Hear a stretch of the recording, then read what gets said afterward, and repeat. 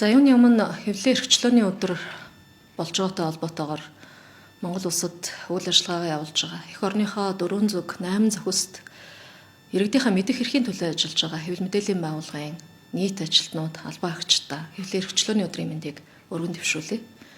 Яг энэ цаг хугацаанд хаврын чуулганаар хэвлэлийн эрхчлөөний асуудал, энэ хэвлэлийн ямар хүрээнд үйл ажиллагаагаа хэвлэлийн байгууллагууд маань явуулах юм, мэдэх эрх ямар хүрээнд байх ёстой юм, хэвлэлийн эрхчлөөний талаар хууль эрх зүйн зохицуулалт ямар байх ёстой гэдэг энэ асуудал яригдж байгаа энэ цаг хугацаанд бас та бүхэн яг энэ чиглэлээр та бүхэнтэй уулзж байгаадаа бол бас баярын өдөр, баярын мэндчилгээг дахин хүргэх ёстой хаа гэж ингэж бодож байгаа. Тэгэхээр хэвлэлийн эрхчлөөний тухай хууль бол бид тал талаас нь их бодож авч үзэх ёстой асуудал юм. Нэг талаас хүний эрхийн асуудал яригддаг.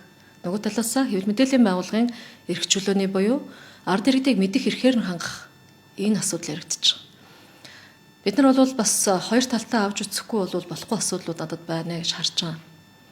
Хэвлэл мэдээллийн байгууллага гэж юу хэлэх юм бэ? Өнөөдөр микрофон барьсан сэтгүүлч мэрэгжилгүүч гэлээ гэсэн микрофон барьсан хүн болгон хэвлэл мэдээллийн байгууллагыг төлөвлөх үгүй юу? Хэвлэл мэдээллийн байгууллага гэж хэнийг хэлэх ёстой? Сэтгүүлч гэж хэнийг хэлэх ёстой? Тэдний ёс зүй ямар хэм хэмжээнд байх ёстой? Нөгөө талдаа хэвлэл мэдээллийн байгууллагыг мэдээлэлээр хангах чиг үүрэг бүхий төрийн субъектүүд нь хэрхэн яаж хандаж мэдээллүүдээ өгж явах ёстой. Нээлттэй байх боломжийг хангаж өгж байгаа мөг юм. Ингэснээрээ хэн нэгний хүний эрх ашиг хөндөгддөггүй, зөрчигддөггүй байх энэ нюанс дээр л өөрөө хэвлэлийн эрхчлөөний тухай хууль оршиж зогсох ёстой юм л гэж би харж байгаа. Тэгээ тал талын байр суурь ялангуяа хүний эрхийн мэдрэмжийг шаардсан хууль бол энэ хууль.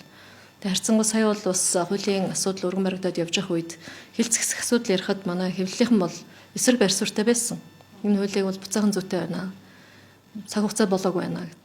Гэхдээ зарчмын хувьд бол бас нэгдсэн байр суурьнд хурж холбоодороо дамжуулж ямар ч байсан хэлэлцээд явъя. Гэхдээ хэлэлцэх явцад нь асуудлууд дээр нь анхаарья гэдэг байдлаар тохиролцоо явж байгаа гэж ойлгож байгаа. Манай парламентод бас сэтгүүлч мэргэжилтэй олон хүмүүс бий.